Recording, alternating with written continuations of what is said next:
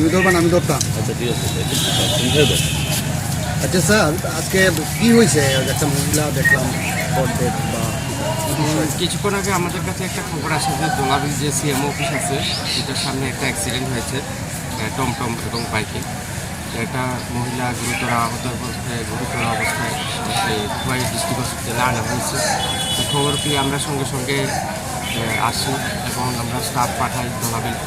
তো হসপিটালে এসে জানতে পারি রুগীটা ব্রড ডেথ হয়েছে। তো যতটুকু জানতে পেরেছি রুগীটার নাম আরতি দাস, বয়স 59। উনি নাকি প্রাইমারি টিচার। তো ওনার কাজে যাওয়ার সময় এই দুর্ঘটনাগ্রস্ত হয়েছে।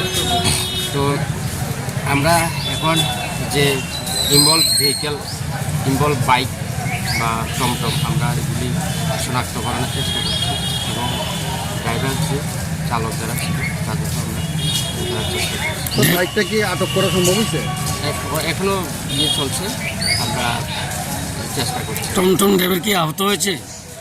সেটা টমটম ড্রাইভার এবং বাইক ড্রাইভার উভয়ই জায়গা থেকে পলায়ন করেছে। তো আমরা এগুলিকে যারা যারা ছিল বা যারা যারা আইউটনেস আছে সবাইকে আমরা জিজ্ঞেস করছি এবং অতি দ্রুত আমরা বাইক এবং টমটম দুটোকেই আমরা ডিটেক্ট করার আমরা চেষ্টা করছি। কতটার সময় ঘটনাটা হয়েছে স্যার? ঘটনাটা হয়েছে ঘন্টাখানিক আগে। ঘটনাটা হচ্ছে 12টা 11টা 12:30। ধন্যবাদ স্যার। স্যার আজকে কি হয়েছে স্যার? এই যে একজন ব্রড ডেড পেশেন্ট নিয়ে আসলো আর কি, একজন লোক। পেশেন্টটা আসার পরে মানে এখানে আসার আগে মৃত। স্যার আমরা অনেক সব ব্লাড সব কিছু টেস্ট করার পর দেখলাম যে পেশেন্টটা মৃত অবস্থায় এসেছে। স্যার নামটা কী তা স্যার? আরতি দাস। কীভাবে মারা গেছে স্যার? যে লোক ওনার সাথে আসছিলেন উনি বলেছেন যে টমটম অ্যাক্সিডেন্টে মারা গেছে।